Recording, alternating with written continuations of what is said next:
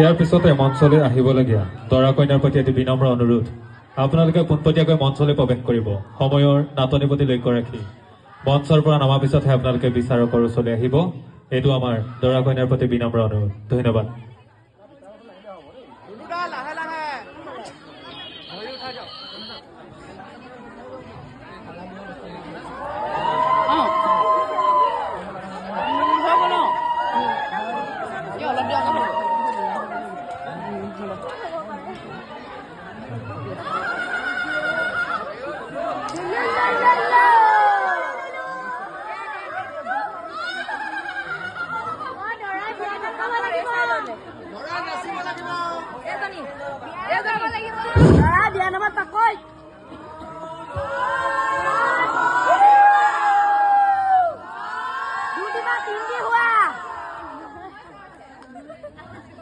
প্ৰথমে আমি দৰা কইনাৰ যুগ্ম জীৱনলৈ অফুৰন্ত শুভকামনা জনাইছোঁ। তোমালোকৰ বিবাহ অনুষ্ঠান চলি আছে, হৈ গ'ল নে হ'ব? এতিয়া আমাৰ হৈ গ'ল। কেতিয়া হ'ল? যোৱা নিশা হৈ গ'ল। এতিয়া ক'ত আছা? এতিয়া আমি আহি পিনে ঘৰ পাইছোহি। ঘৰ পালাহি ন? আৰু ঠিকে আছে। ইতিমধ্যে তুমি প্ৰশ্নবোৰ শুনি আছা ন? একেখিনি প্ৰশ্নই সকলোকে সুধিছোঁ। তোমাৰ বিবাহখন প্ৰেম বিবাহ নে ঘৰৰ সন্মতিত হৈছে? ঘৰৰ সন্মতিত ন? মাটিতে পাতি দিছে। হয়। দায়িত্ব বাঢ়িল নহয়? তুমি কিবা এটা হেৰুৱাই পেলালা যে, কি হেৰুৱালা? মই মোৰ যৌৱন কালটো হেৰুৱাই পেলালো। হেৰুৱাই পেলালা? মই বিবাহিত পুৰুষ হিচাপে নিজকে প্ৰতিষ্ঠা কৰিছো। হয় হয়। তাৰ কইনাগৰাকীলৈ প্ৰশ্ন আমাৰ,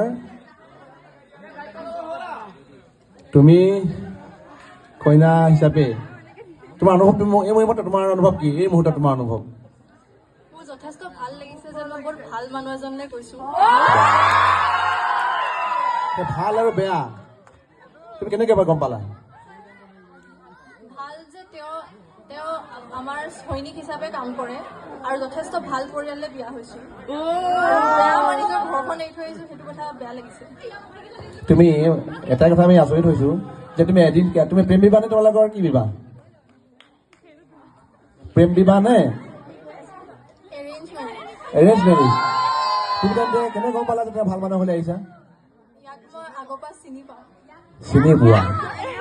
আটাইতকৈ জটিল কাম মানুহক চিনি পোৱা, জানানে? তুমি মানুহক চিনি পাতিব সহজ নহয়, হয়নে নহয়?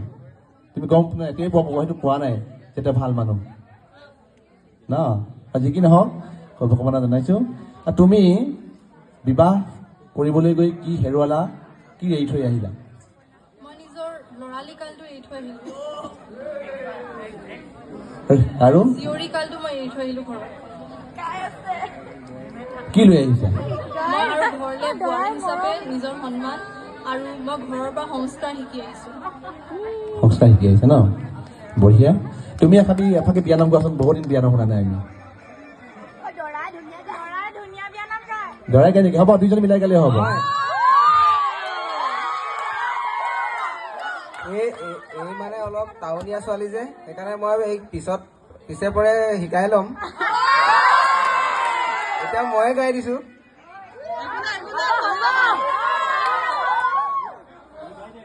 বাৰিৰ চুক